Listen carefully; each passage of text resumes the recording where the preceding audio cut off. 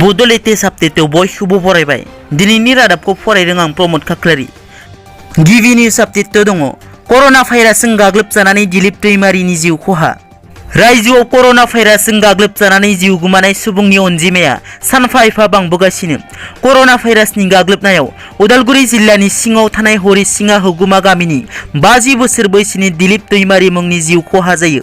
मख'नो गोनांदि रुंसारि जानाय दिलीप दैमारि बिथांखौ उदालगुरि जिल्लानि बनरगाव देहा फाहामसालियाव कर'ना पजिटिभ मोननायनिफ्रायनो दोननाय जादोंमोन आरो थांनाय 29 एप्रिलनि हरनि 12 रिंगायाव जिउ गोमायो।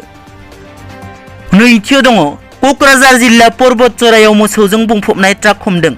रायजोआव कर'नानि गिख्रंथाव थासारिखौ नोजोर बोनानै हरनि समाव नाइट कार्फिउ फोसावनाय जादों। नाथाय थांनाय हरनि समाव क'क्राझार जिल्लानि सिङाव थानाय पर्बतजरानि बगुरिबारियाव क'क्राझार पुलिस बिफाना सिखोमाना दोननाय UP21 CN5350 नाम्बारनि गंसे कन्टेनार ट्राक हमो आरो बे ट्राकआ मोसौजों बुंफबनायमोन। थामथियाव दङ क'क्राझाराव फायारिं, सासे लाइमोन जोखोम। क'क्राझार जिल्लानि कारिगाव बड'लेण्ड धाबायाव थांनाय मोनाबिलि समनि 8 रिंगासो समाव फायारिं जाथाय जायो। जाथायनि सोमोन्दै मिथिनो मोननाय बादिब्ला फायारिं जाथायाव चिरां जिल्लानि सानजा सामथाइबारि गामिनि 19 बोसोर बैसोनि प्रजितशील बसुमतारिया आगसि आथिङाव गोब्राब जोखोम जायो। जोखोम जानाय सुबुंखौ फाहामथायनि थाखाय क'क्राझार RNB सिभिल देहा फाहामसालियाव थिसननाय जादों होनना मिथिनो मोननाय जादों।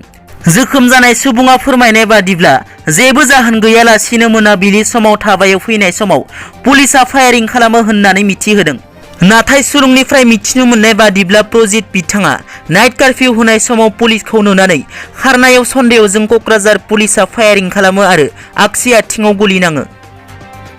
ब्रैथियाव दङ भेक्सिन लानायनि उनावबो दरंआव जिउ खोमायो सासे फोरोंगिरि।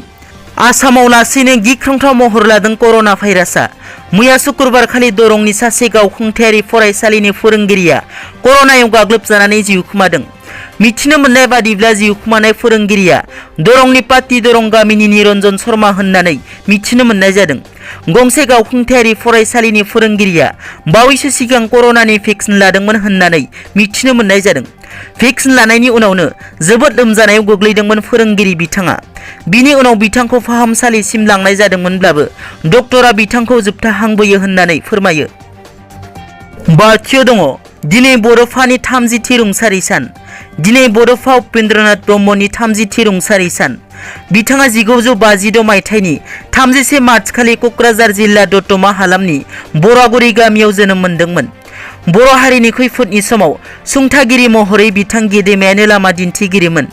बिथां गेदेमाया केन्सार बेरामजों नाख्रेबजानानै बम्बे टाटा मेम'रियेल हस्पिटालाव 1990 मायथाइनि 1 मे खालारखालि बेलासिनि 1 रिंगा 22 मिनिट समाव बे बुहुमखौ अरायनि थाखाय नागारलाङो।